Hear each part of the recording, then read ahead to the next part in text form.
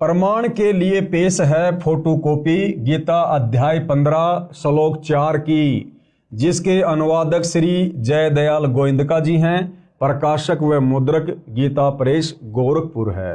अब हम भाई बहनों को कैसे विश्वास हो कि उस परम पद के विषय में गीता जी में कहाँ लिखा हुआ है, क्योंकि आज से पहले तो हमारे किसी भी धर्म गुरु ने इस प्रकार से गीता जी को खोल खोल के, वेदों को खोल खोल के उनके श्लोक नहीं दिखाए, नहीं पढ़ाए। और आज से पहले हमारे पूर्वज अनपढ़ थे, उनको अक्षर ज्ञान नहीं था, उनको पढ़ने लिखने का भी अधिकार नहीं था। और जितने भी हमारे सदग्रंथ थे ये सारे के सारे संस्कृत भाषा में थे, जिस कारण से हमारे पूर्वज इनको समझ भी नहीं सकते थे। तो जैसा हमारे धर्म गुरुओं ने हमारे को धर्म के विषय में बताया, गीता जी के विषय में बताया, वेदों के अंदर क्या ज्ञान है हमें जैसा भी बता दिया गया, हमारे पूर्वजों ने सहर्ष स्वीकार कर लिया। लेकिन भाई और बहनों, आज सतगुरु रामपाल जी उंगली रख रख कर हमें इन समस्त धार्मिक ग्रंथों की गूढ़ सच्चाई से परिचित करवा रहे हैं। तो वर्तमान में धोखे की किसी प्रकार की कोई शंका नहीं होनी चाहिए। और बुद्धिमान समाज ने भी अपनी आंखों से इन समस्त प्रमाणों को देखकर, सबूतों को देखकर, जो हमारे ही धर्म की पवित्र पुस्तकों में वर्णित है, आप और हमने इस सच्चाई को फिर स्वीकार भी करना चाहिए अपनी आत्मा के कल्याण के लिए। तो गीता अध्याय 15 श्लोक 4 हमें क्या ज्ञान दे रहा है, ये गीता प्रेस गोरखपुर से प्रकाशित है और इसके अनुवादक जयदयाल गोविंदका जी हैं। और इसमें क्या कुछ लिखा है भाई और बहनों, हम ध्यान से इस श्लोक को पढ़ते हैं पूज्य गुरुदेव जी के आशीर्वाद से। तो भाई और बहनों, ये श्लोक लिखा हुआ है, आपकी आंखों के सामने है। यदि आपके पास में गीता जी है तो आप जी मिलान कर सकते हैं। जयदयाल गोविंदका जी ने संस्कृत के सामने हिंदी में अनुवाद किया है, आपकी आंखों के सामने है। उसके पश्चात उस परम पद रूप परमेश्वर को भली भांति खोजना चाहिए, जिसमें गए हुए पुरुष फिर लौटकर संसार में नहीं आते, और जिस परमेश्वर से इस पुरातन संसार वृक्ष की प्रवृत्ति विस्तार को प्राप्त हुई है, उसी आदि पुरुष नारायण के मैं शरण हूं। देखो भाई और बहनों, गीता जी का ज्ञान देने वाला भगवान, जिसको पूरा हिंदू समाज भगवान मान चुका था, परमात्मा मान चुका था, गीता का ज्ञान देने वाला भगवान अर्जुन से खुद कह रहा कि अर्जुन मैं भी उसी की शरण में हूं। यानी हम भाई बहन तो अनजाने में गीता का ज्ञान देने वाले भगवान की शरण को उत्तम शरण मान कर बैठे हुए थे। लेकिन गीता जी का ज्ञान देने वाला भगवान तो कह रहा कि अर्जुन, जिस परमपिता परमेश्वर ने इस संसार रूपी वृक्ष की प्रवृत्ति को पैदा किया है, बनाया है सृष्टि को, कहते मैं भी उसी आदि नारायण की शरण में हूं। आदि नारायण यानी सबसे पहले वाला परमात्मा, जिसने सृष्टि बनाई, जिससे पहले कुछ भी नहीं था। कहते हैं उसी आदि पुरुष नारायण के मैं शरण हूं। इस प्रकार दृढ़ निश्चय करके उस परमेश्वर का मनन और नित्य ध्यान करना चाहिए। यानी गीता का ज्ञान देने वाला भगवान भी उसी परमपिता परमात्मा अक्षर पुरुष, सत्य पुरुष कबीर देव की भक्ति करने की सलाह दे रहा है। अब आगे क्या कुछ लिखा हुआ है भाई और बहनों, पढ़ते हैं पूज्य गुरुदेव जी के आशीर्वाद से।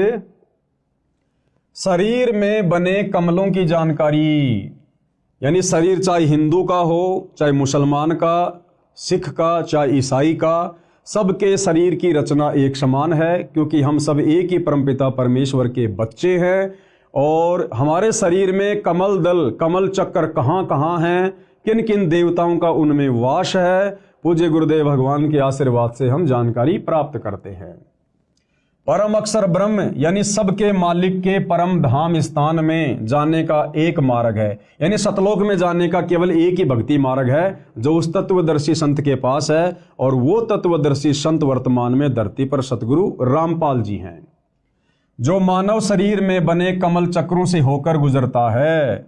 अन्य कोई मार्ग नहीं है। यानी सतगुरु रामपाल जी इस पूरे विश्व में एकमात्र हमें वो सत भक्ति प्रदान करने के लिए आए हैं जिससे हमारे शरीर में बने कमल चक्र खुलेंगे और इनके खुलने के बाद ही हमारी आत्मा अंतिम समय में जब शरीर छोड़ेगी तो उन्हीं कमल चक्रों में से होकर त्रिकुटी पर जाएगी, उस परम अक्षर ब्रह्म के परम धाम को जाएगी, सतलोक को जाएगी। दूसरा कोई मार्ग नहीं है, अन्य कोई मार्ग नहीं है। ये कमल चक्र मानव शरीर में रीढ़ की हड्डी के साथ साथ अंदर की ओर स्थान स्थान पर बने हैं, जिनकी स्थिति समझने के लिए कृपया मानव चित्र को देखिएगा। अब वो कमल चक्र का यहाँ पर एक फोटो बनाकर हमें समझाया गया है। तो भाइयों और बहनों, ये फोटोकॉपी है। हिंदू, मुसलमान, सिख, ईसाई यानी पूरे विश्व के जितने भी मानव शरीरधारी प्राणी हैं, स्त्री या पुरुष, उन सब के शरीर की रचना सेम टू सेम है। सभी के शरीर के कमल चक्र में इन देवी देवताओं का वास है, जिनके नाम, गांव, पते सब कुछ इनके आगे लिखे हुए हैं। कौन से चक्र में कौन से देवता का वास है, कौन से दल में कौन से देवता का वास है। शरीर पिंड में बने कमल चक्रों के चित्र। अब हम इसको आगे पढ़ते हैं। आप देख रहे हैं ये चित्र, इसमें प्रत्येक कमल की स्थिति स्पष्ट की है। प्रत्येक कमल में प्रवेश द्वार है जो बंद रहता है।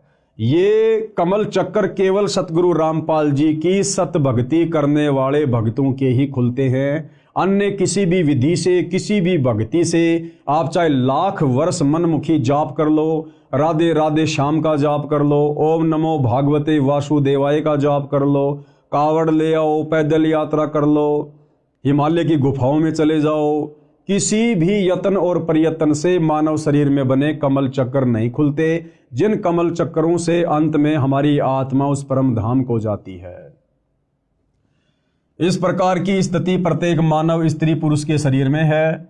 सब कमल चक्र बंकनाल एक टेढ़ी मेढ़ी नाड़ी से जुड़े हैं। वह पाइप यानी नलकी की तरह हैं, जिसको बंकनाल कहा जाता है। उसमें कमलों के द्वारों से अन्य कोई प्रवेश द्वार नहीं है। जीवात्मा हृदय कमल में रहता है। जो सत्य भक्ति करता है वह परायण काल में यानी शरीर छोड़ने के बाद यानी संसार से जाने के समय हृदय कमल से मूल कमल में आता है, वहाँ से ऊपर को चलता है। उसकी सारे जीवन की भक्ति की शक्ति से सब कमल चक्र खुले होते हैं। वह निर्बाध अपने इष्ट धाम में चला जाता है। जिस प्रकार भाइयों और बहनों, हम गाड़ी लेकर टोल टैक्स पार करने की कोशिश करते हैं, और भाइयों और बहनों, जिसकी गाड़ी पर फास्ट टैग लगा हुआ है और जिसके फास्ट टैग में पैसे हैं, उस टोल टैक्स पर जाते ही ऑटोमेटिक वहाँ का बैरियर हट जाता है और गाड़ी टोल टैक्स को पार कर जाती है। इसी प्रकार शरीर छोड़ते समय जिन आत्माओं के कमल चक्र खुले होंगे, वही आत्माएं उस परम अक्षर ब्रह्म के शतलोक को प्राप्त होगी। बाकी यही गधे, कुत्ते, सुअर बनते रहेंगे, नरक में, स्वर्ग में धक्के खाते रहेंगे, 84 लाख योनियों में भटकते भरमते रहेंगे। तो ये कमल चक्र खोलने की सतभक्ति वर्तमान में केवल सतगुरु रामपाल जी के पास है, केवल सतगुरु रामपाल जी के पास में। और आगे पूज्य गुरुदेव भगवान हमें क्या बता रहे हैं? विशेष जैसे टीवी यानी टेलीविजन में चैनल बने होते हैं, जो कार्यक्रम टीवी पर देखा जाता है वह वास्तव में कहीं अन्य स्थान पर हो रहा होता है। जिस प्रकार बहुत सारे भाई बहन क्रिकेट का मैच देखते हैं अपने घरों में बैठकर। भाई और बहनों, क्रिकेट का मैच हो रहा है दुबई में और हिंदुस्तान वाले सेम टाइम अपने घर पर टीवी में देख रहे हैं।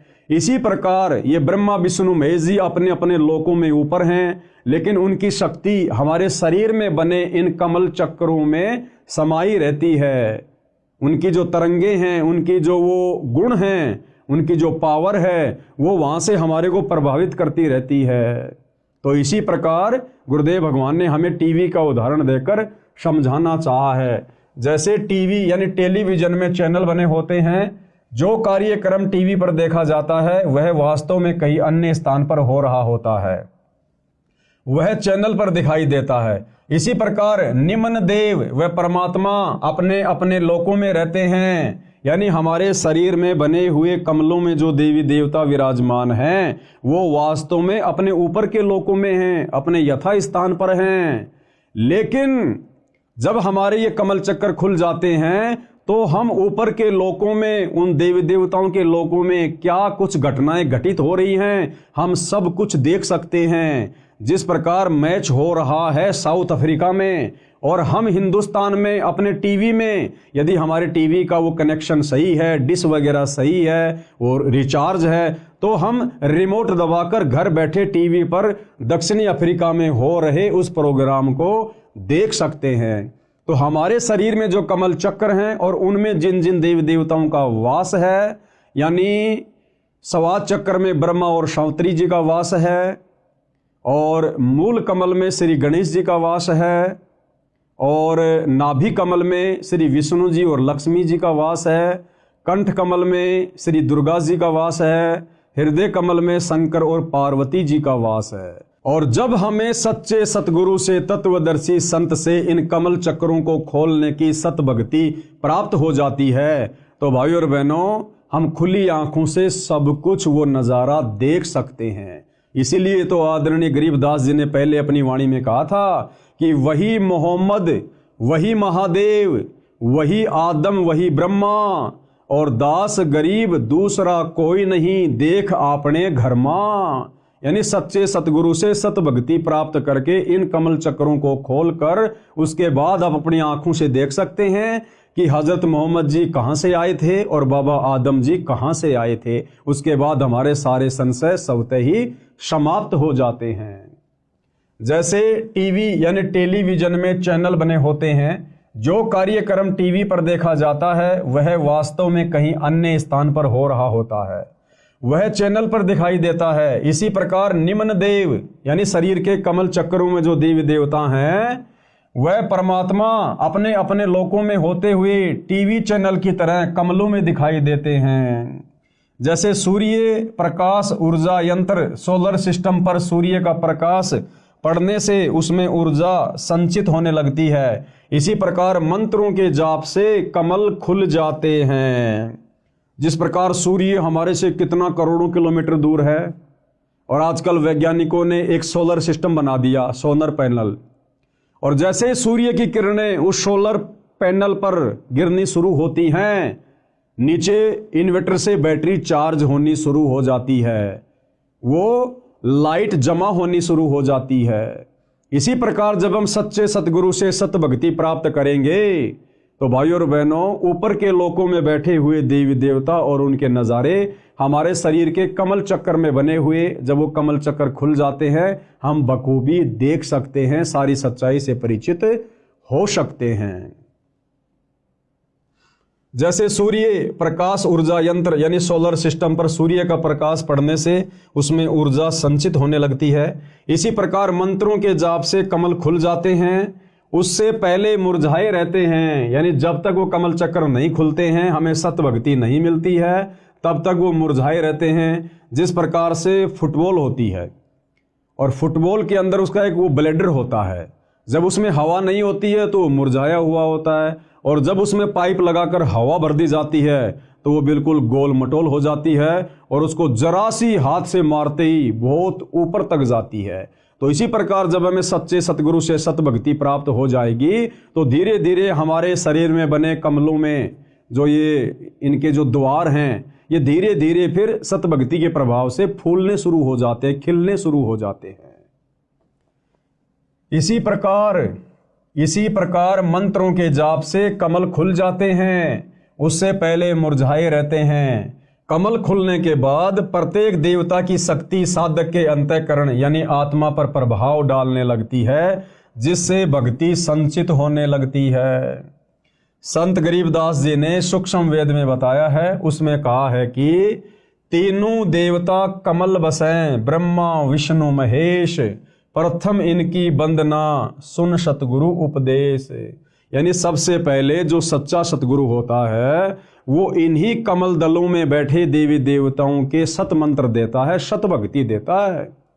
जो तीनों लोकों के स्वामी हैं, ब्रह्मा विष्णु महेश है, साथ में गणेश जी हैं, दुर्गा जी हैं, सतगुरु रामपाल जी, सबसे पहले शरीर में बने कमल दल, इनको खोलने के लिए इन्हीं देवी देवताओं की सत भक्ति वाले सत मंत्र देते हैं, जिनके प्रभाव से मात्र 4 महीने में हमारे कमल चक्रों के द्वार खुलने शुरू हो जाते हैं। ये कमल चक्र खिलने शुरू हो जाते हैं, दूसरा कोई तरीका धरती पर नहीं है। और कहते हैं उसके बाद फिर आगे सतगुरु के उपदेश सुनते रहना, सतगुरु के सत्संग सुनते रहना। उसके बाद फिर हमें पता चलेगा कि ब्रह्मा विष्णु महेश की भक्ति तो बहुत ही निम्न स्तर की है, ये तो शुरुआती भक्ति है। इसके ऊपर तो और बहुत सारी परम शक्तियां हैं। फिर आगे हमें सतगुरु रामपाल जी से उनके भी सत भक्ति मंत्र मिलेंगे, उनके द्वार खोलने के भी मंत्र मिलेंगे। और जब हमें सारी प्रोसीजर मिल जाएगी तब हम उस परमपिता परमेश्वर परम अक्षर ब्रह्म के परम धाम में जाएंगे, शतलोक में जाएंगे। तीनों देवता कमल बसै ब्रह्मा विष्णु महेश, यानी मुसलमान, सिख, ईसाई, जैनी, बौद्ध, सबके शरीर में इन देवी देवताओं का वास है।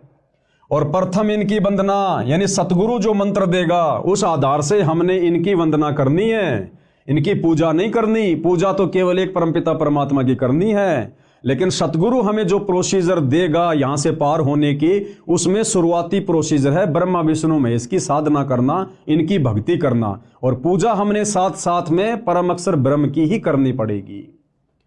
प्रथम इनकी वंदना, फिर सुन सतगुरु उपदेश। फिर आगे का ज्ञान सतगुरुदेव जी बताते हैं। अर्थात श्री ब्रह्मा जी, श्री विष्णु जी तथा श्री शिव जी तीनों देवता हमारे शरीर में बने कमल दलों यानी कमल चक्रों में बसे निवास करते हैं। इसलिए सर्वप्रथम साधना स्तुति इनकी करनी होती है। इनसे ऊपर की साधना तत्वदर्शी संत यानी सतगुरु से सुनो, फिर सुन सतगुरु उपदेश।